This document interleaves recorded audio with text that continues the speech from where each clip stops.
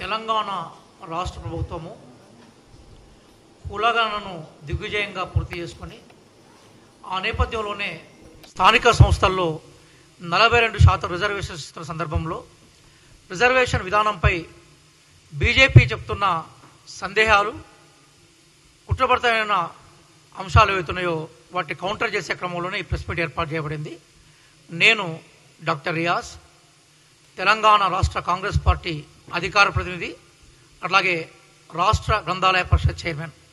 నాతో పాటుగా కమరుద్దీన్, అవేస్, ఉస్మాన్ యూనివర్సిటీ నాయకుడు నరసింహ ఈ ప్రెస్ మీట్లో ఉన్నారు.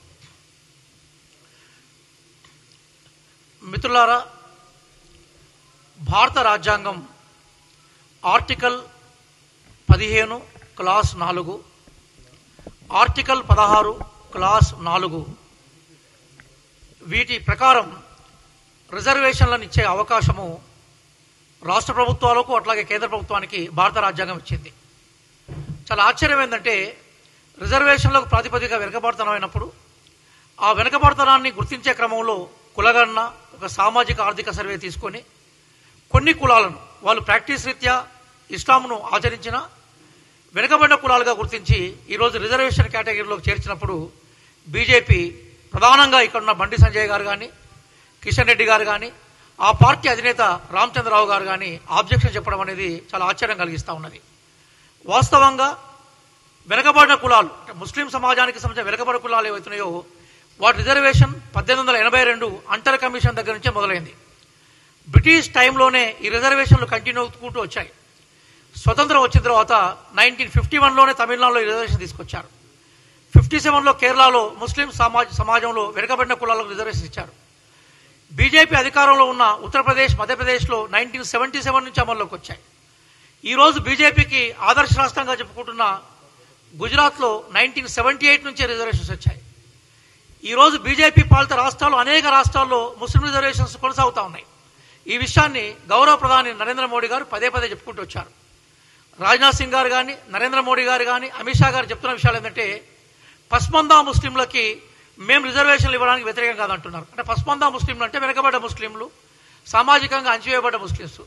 ఇక్కడ ఆశ్చర్యకర విషయం ఏంటంటే, తెలంగాణలో ఈరోజు మనం చూసుకున్నప్పుడు తెలంగాణలో అఖ్తర్ సాహెబులు, ఫకీర్లు, గోసంగి, గారడి, హజాం, దోబి, ఖసాబ్, షేక్, దూదేకుల, మహత్తర్ కమ్యూనిటీ వాళ్ళైతే పాపం డ్రైనేజీ కార్మికులు ఉన్నారు. అంటే ఇప్పుడు పస్మందా ముస్లింలకు రిజర్వేషన్స్ను సపోర్ట్ చేస్తూ ఉన్న బీజేపీ అదే పస్మందా ముస్లింలకు తెలంగాణలో రిజర్వేషన్స్ తీసుకొచ్చినప్పుడు వాటిని ఆబ్జెక్ట్ చేయడం అనేది, వాటిని వ్యతిరేకించడం అనేది ఆ పార్టీ ద్వంద్వ ప్రమాణాలకు నిదర్శనంగా కనపడతా ఉన్నది. నిజంగా నిన్న గౌరవ ముఖ్యమంత్రి రేవంత్ రెడ్డి గారు ఢిల్లీలో ప్రెస్ మీట్లో క్లియర్ చెప్పారు, ముస్లింలకు గంపగుత్తాగా తెలంగాణలో ఎక్కడ రిజర్వేషన్స్ ఇవ్వలేదు, భవిష్యత్తులో ఇవ్వరు. మతపరమైన రిజర్వేషన్ రాజ్యాంగం ఎక్కడ అంగీకరించదు.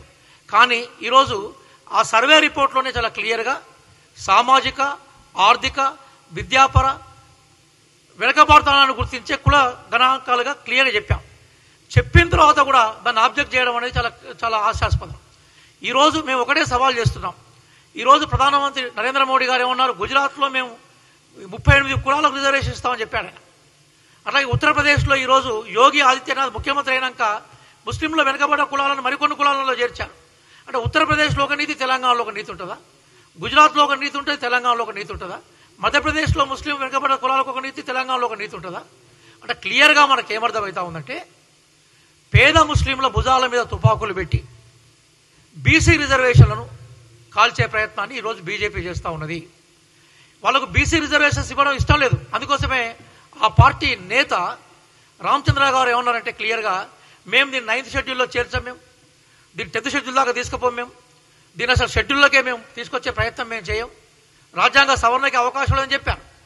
దాన్ని కప్పించుకోవడం కోసం ఈరోజు ముస్లింల భుజాల మీద తుపాకులు పెట్టి బీసీ రిజర్వేషన్ని కాల్చే ప్రయత్నం చేయడం ఏదైతుందో అది బీజేపీ యొక్క బీసీ వ్యతిరేకతను, బీజేపీ యొక్క మానవత వ్యతిరేకతను తెలియజేస్తాం. ఇప్పుడు నేను చదివిన కులాలు చాలా వెనుకబడ్డ కులాలు, బిచ్చం అడుక్కుంటూ ఉంటారు. ఫకీరోళ్ళు, కొంతమంది గారెడోళ్ళు బిచ్చం అడుక్కుంటూ ఉంటారు. మేతర్ వాళ్ళు మనకి డ్రైనేజ్ శుభ్రం చేస్తూ ఉంటారు. దూదేకుల వాళ్ళు కింద చిన్న చిన్న వృత్తులు చేసుకుంటూ ఉంటారు. అంటే ఇట్లాంటి కులాలు షేక్, ఫకీరు, అచ్చుకుంట్ల వాళ్ళు, పత్తర్పోడు అంటే రాళ్ళు కొట్టిన వాళ్ళు, కాశోళ్ళు, చాలా పేద కులాలన్నీ తెలంగాణలో ఉంటే వాళ్ళకు సంబంధించిన 4% రిజర్వేషన్ ఆల్రెడీ అమల్లో ఉంటే, ఆల్రెడీ కొత్తగా తీసుకొచ్చింది ఏం లేదు కదా, ఉన్న రిజర్వేషనే కదా. మన జనాభా లెక్కల్లో 14% దాదాపుగా ముస్లిం జనాభా చూపెట్టారు. అందులో 10.45 అంటే దాదాపుగా 10% పైగా వెనుకబడిన ముస్లిమ్స్ ఉన్నారు. మిగతా ముస్లింలకు మేము రిజర్వేషన్ నేను అడగట్లే కదా, గోలుగుత్తాగా అందరికీ రిజర్వేషన్ ఇచ్చే పాలసీ తీసుకోలే కదా. క్లియర్గా ఈరోజు బీజేపీకి రిజర్వేషన్లు అంటే ఇష్టం లేదు, బీసీ రిజర్వేషన్లు అంటే అసలుకే ఇష్టం లేదు. ఇన్ని శుద్ధ పలుకులు పలికే బీజేపీ మరి ఎకనామికల్ వీకర్ సెక్షన్స్ రిజర్వేషన్ కోణంలో రాజ్యాంగంలో ఉండే 50% సీలింగ్ను ఎప్పుడో ఎత్తేసింది కదా, దానికి పట్టించుకోలే కదా.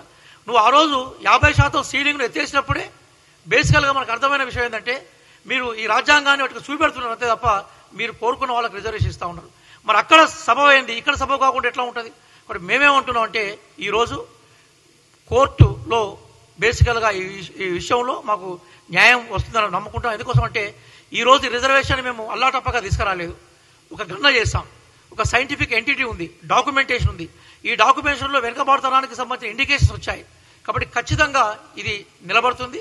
రేపు రాబోయే రోజుల్లో ఈ రిజర్వేషన్ ప్రాతిపదికగా ఈరోజు స్థానిక సంస్థలు రిజర్వేషన్ తీసుకొస్తాం. భవిష్యత్తులో విద్యా ఉద్యోగాల్లో కూడా రిజర్వేషన్ కోసం ప్రయత్నం చేస్తామని మా టీపీసీసీ ప్రెసిడెంట్ మహేష్ కుమార్ గారు అట్లాగే ముఖ్యమంత్రి రేవంత్ రెడ్డి గారు ప్రకటించారు.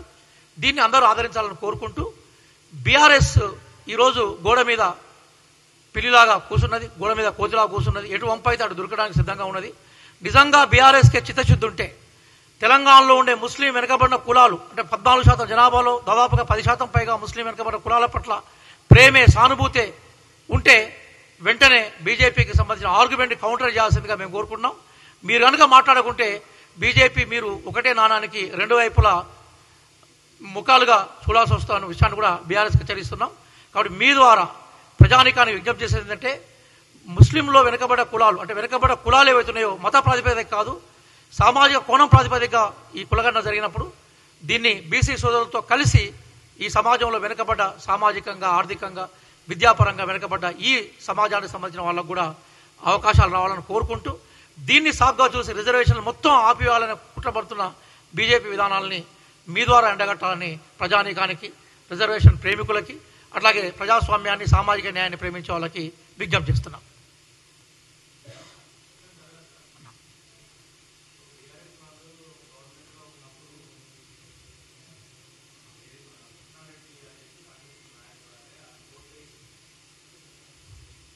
కాంగ్రెస్ పార్టీ వైపు నుంచి చేస్తే మేము బాధ్యత వహిస్తామన్నా, వ్యక్తిగతంగా చేసిన దాన్ని మేము కౌంట్ చేసే అవకాశం లేదు.